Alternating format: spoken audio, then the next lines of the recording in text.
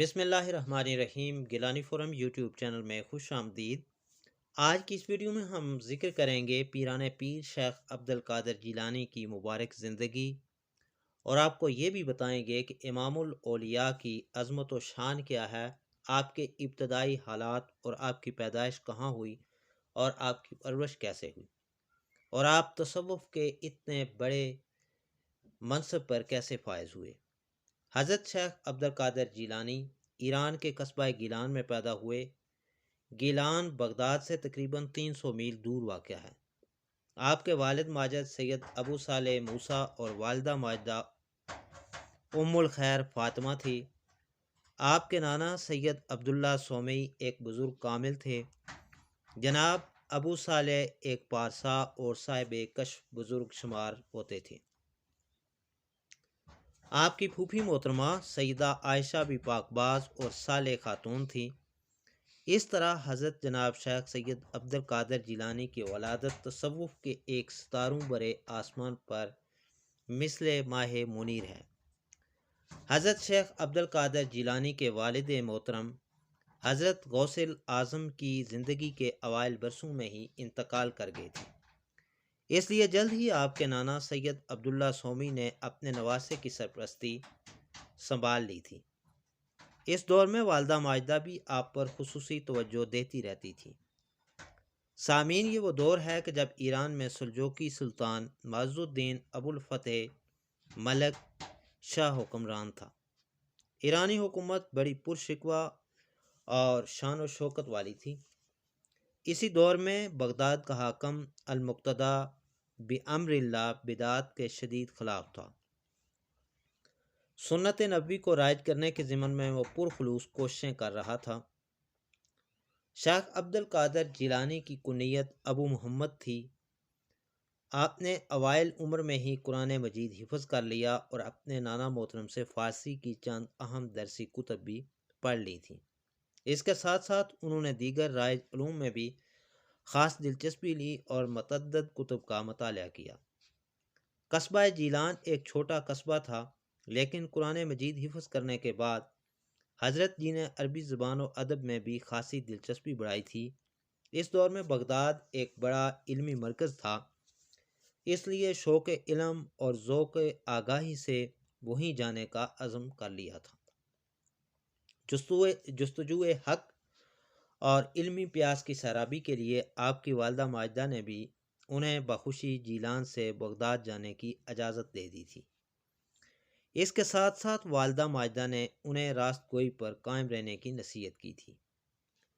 جناب عبد القادر جیلانی 688 ہجری میں ایک قافلے کے ساتھ بغداد پہنچے۔ اس وقت بغداد علم دین کے شناوروں اور صالحین کا ایک زندہ مرکز تھا۔ یہاں پر شیخ عبد القادر نے خوب علم حاصل کیا، صلحاء کی صحبتوں اور نصائح سے فیض حاصل کیا، درس و تدریس سے علوم الہی کے اسرار کو جانا۔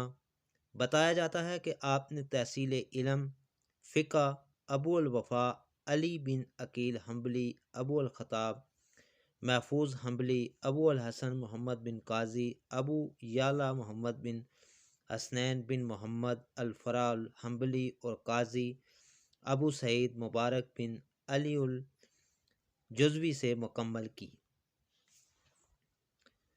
فقہ میں حضرت شیخ عبد القادر جیلانی دوسری اور تیسری صدی ہجری کے بزرگ امام احمد ابن حنبل کے مقلد تھے اور اپنے مواعظ میں اکثر انہی کے حوالے دیا کرتے تھے۔ سامعین، شیخ عبد القادر جیلانی نے بنیادی طور پر انتہا پسند صوفی منصور خلاج اور معتزلہ کے درمیانی عہد میں زندگی بسر کی۔ معتزلہ کی سرپرستی پر پرشکوہ خلافت عثمانیہ بھی کرتی تھی۔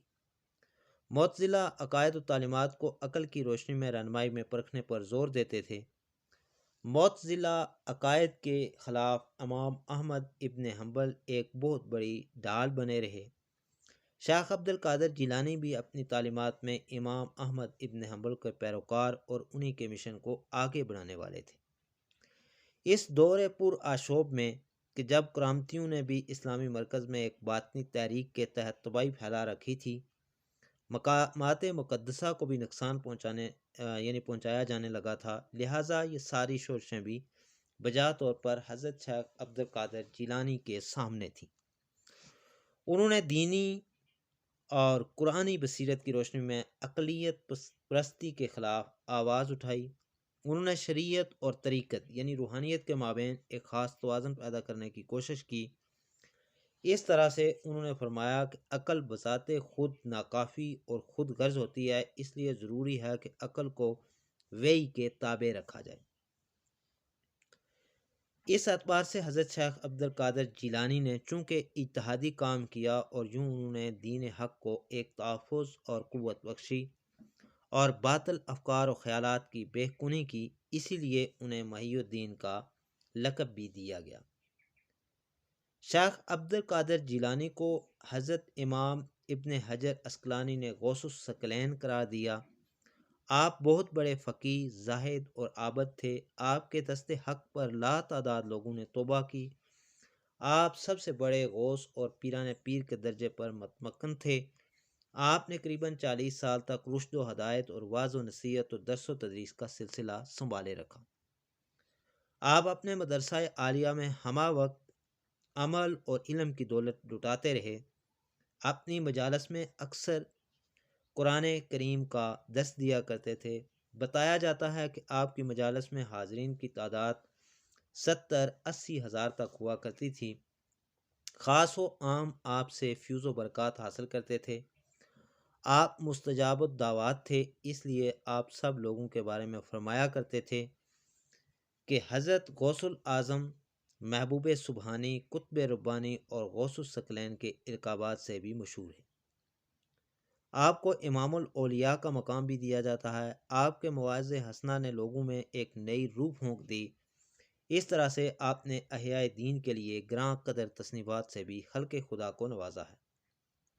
ان تصانیف میں فتوح الغیب، غنیۃ الطالبین اور فتح الربانی آپ کی عربی تصانیف ہیں۔ ان میں سے فتوح الغیب کا فارسی ترجمہ شاہ عبد الحق محدث دہلوی نے کیا، جبکہ غنیۃ الطالبین کا فارسی ترجمہ مولانا عبد الحکیم سیالکوٹی نے کیا۔ پھر فتح الربانی کا بھی فارسی ترجمہ ہوا۔ حضرت غوث الاعظم سے فارسی زبان کا ایک دیوان غوث الاعظم محی الدین بھی منسوب ہے۔ یہ فارسی کلام کا دیوان ردیف وار 82 غزلیات پر مشتمل ہے۔ اس دیوان کے چند ایک اردو تراجم ہو چکے ہیں۔ شیخ عبد القادر جیلانی محی الدین اپنے دور میں اپنی علمی ادبی حیثیت سے بھی بڑے ذکی اور معتبر تھے۔ آپ کے ان اوصاف و محاسن کے آپ کے ہم عصر شعراء اور دانشور بھی معترف تھے۔ یہی وجہ ہے کہ جناب محی الدین اپنی زندگی میں بھی ذو البیانین اور صاحب البرہانین کے القاب سے مشہور تھے۔ محی الدین شیخ عبد القادر جیلانی بنیادی طور پر اجمی الاصل تھے، اس لیے انہیں اجمی علم و ادب اور لسانیات پر بھی پوری مہارت اور دسترس حاصل تھی۔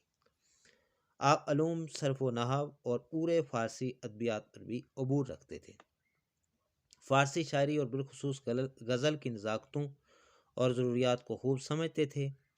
فارسی غزل کی جو توانا اور ممتاز روش تھی، اس ادبی دھارے کی جو اساس تھی، محی الدین شاعرانہ اور تصوفانہ طور پر اس کے اجزائے ترکیبی کو سمجھتے تھے۔ فارسی غزل میں جو مضامین کی رنگا رنگی اور خیال آفرینی تھی، شیخ عبد القادر جیلانی نے اسے خوب ملحوظ رکھا، لہٰذا انہوں نے بھی اکثر صوفیاء کی طرح اپنے خیالات و افکار کے اظہار کے لیے شاعری کو ایک ذریعہ ابلاغ بنایا۔ حضرت جی کی کئی قصائد، ایک باضابطہ قصیدہ غوثیہ اور ایک دیوان بھی آپ سے منسوب ہے۔